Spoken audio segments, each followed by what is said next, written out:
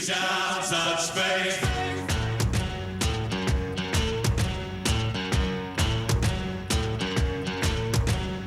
Y bueno, carnales de Telehit, pues Depeche Mode ya se encuentra aquí en la República Mexicana y tenemos la oportunidad de platicar desde mi punto de vista con la pieza clave de la banda, Martin Gore. Thank you very much for the time to this interview. Thank you. So first question, how was the process of the creation of the lyrics for this new album? I find songwriting a very weird process. You know, I just sit down and I start strumming chords on a guitar or on a piano, or creating atmospheres with keyboards and computer. When I just sing what naturally comes to me. And in some way I think that is singing what comes from your soul, and somehow songs develop. Precious and fragile things need special handling. Every time that you start writing lyrics for a new album, do you have to battle with your own demons in a certain way? I think every time that we decide to make a new record, you know, it always seems like a massive mountain to climb. You know, it's really, you know, a daunting prospect knowing that you're going to spend a lot of time writing songs, recording them, and going out on a tour. So in some ways, there's that battle to fight every time. And in some of the songs you talk about religion. How important is religion in your life? You know, I've never really been a very religious person. You know, I think the songs, if anything, are more spiritual than religious. You know, I've never really followed any organized religion. And talking about the past, the time when you first getting in touch with the music, do you remember like the first song that you wrote and what was about? When I first started writing, I don't know, I started writing songs when I was 13, and you know, they were, you know, obviously pretty rubbish, but you know, you have to start somewhere. I can't remember what they were about, probably nothing.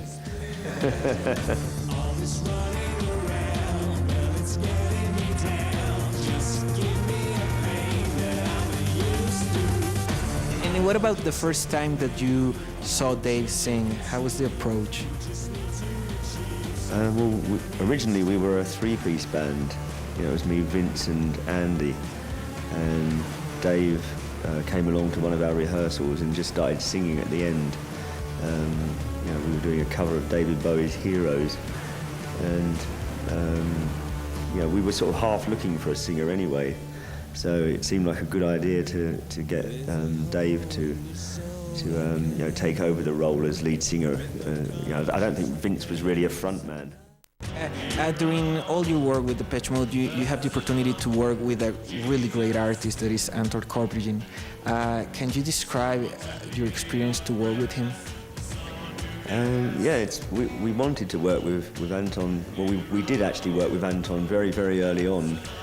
He did some pictures for The Enemy in 1981, and we wanted to work with him, you know, on album covers and videos and things, but he wasn't interested in working with us because, you know, he saw us as a teeny bop band, and he didn't like our music. So it wasn't until 1986 when we gave him a copy of A Question of Time that he actually you know, started liking the music and agreed to do a video.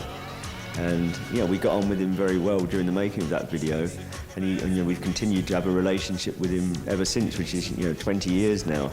So yeah, he's a very important member of our team because he basically takes control of virtually all of the visuals. You know, sometimes he doesn't do all the videos, but he's done all the sleeves and you know, stage sets. You know, most of the photographs. And do you have any plans to do another solo album, probably a Counterfeit 3? Not at the moment, no. It took me 14 years to put out number 2, so. Yesterday was a great concert. What do you think about the Mexican crowd? Yeah, it was great. You know, it's one of the best ones on the tour so far. You know, especially for the size of the place. You know, everybody seemed to be having a really good time.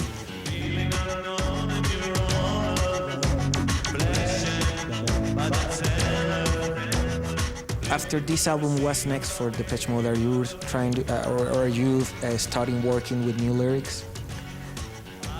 At the moment, we're just concentrating on finishing the tour. We won't be finished until August, and after that, I imagine we'll take a long break, and then, at some point we'll have a meeting and decide what the next step is for us. But we don't really have a plan yet. It's taken a long time for us to make an album, rehearse, and then go on tour for nearly a year. So I think we deserve a bit of a break before we do something else. Now, in this album, you sing two of the songs, Damaged People and Macro. What is the most important thing that you want to express with that song?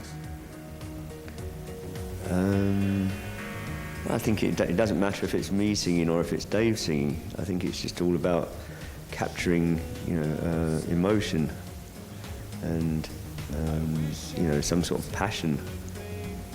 And now, how you feel that, not just in Mexico, but in the whole world, you have a really fan and loyalty, like fan members that follow you all around. What could you say to all of them?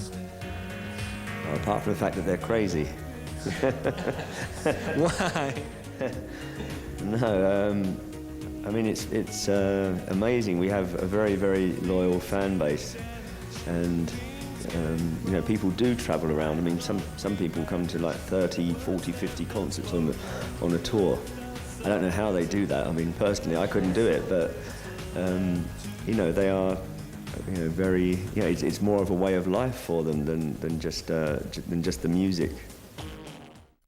Now, what could be like the best thing of being a part of Depeche Mode and the worst thing of being part of Depeche Mode? I think that it's good to be part of the whole creative process of being in a band and the communication. The fact that I can sit in a room and write a song, and it gets heard all around the world, and I can express emotions and people get to hear that all around the world. Sometimes I think that being in a band is not necessarily very good for you.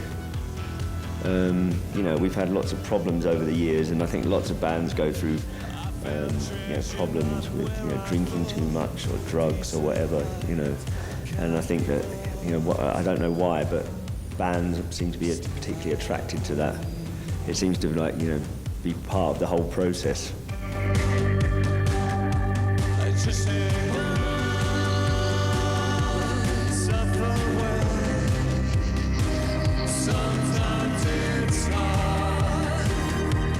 What could be like the biggest lesson of that hard time that you were talking about? I don't know. I think maybe anyone who's going to go there is probably going to go there anyway, and they just have to get through it, I suppose. There is a whole new generation of bands. What do you think about this new wave of new and really interesting bands?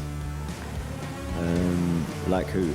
Like, I don't know, Kasabian, like She Wants Revenge, like the Arctic Monkeys.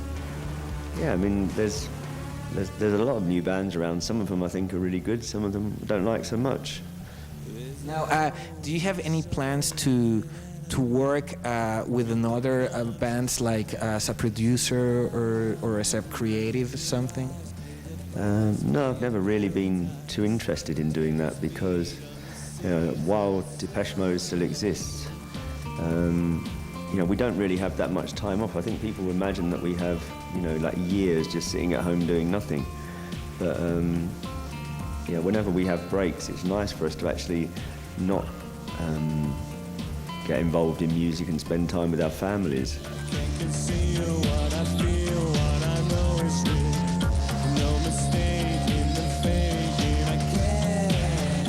It's really important to have the time to enjoy all that success that you have, because sometimes the bands, they're like working and working and working, and they don't have time to enjoy what they do. Yeah, during the 80s we put out an album virtually every year, but at the time we didn't really have the responsibilities that that we do now. If we did that now, we'd be working continually, and I don't think that our children would appreciate that very much. And what do you think that right now the new generation that probably they don't listen to Violate or to some other albums from the 80s are start looking at Depeche Mode like, wow, it's a great band? No, we've really noticed on this tour that a lot of the audience has been quite young. It's a very broad cross section of the population. So there are some fans that have been there from the very beginning, and there are some 16-year-olds in the front. And that's it's good for us that we're still attracting a young audience. It's healthy and positive. Thank you very much for your time with this interview. It's a really honor to meet you, and I know that tonight is gonna be awesome. Thank you. Entonces ya lo vieron, carnales, Martin Gore, pieza clave de Depeche Mode, una exclusiva para Telehit.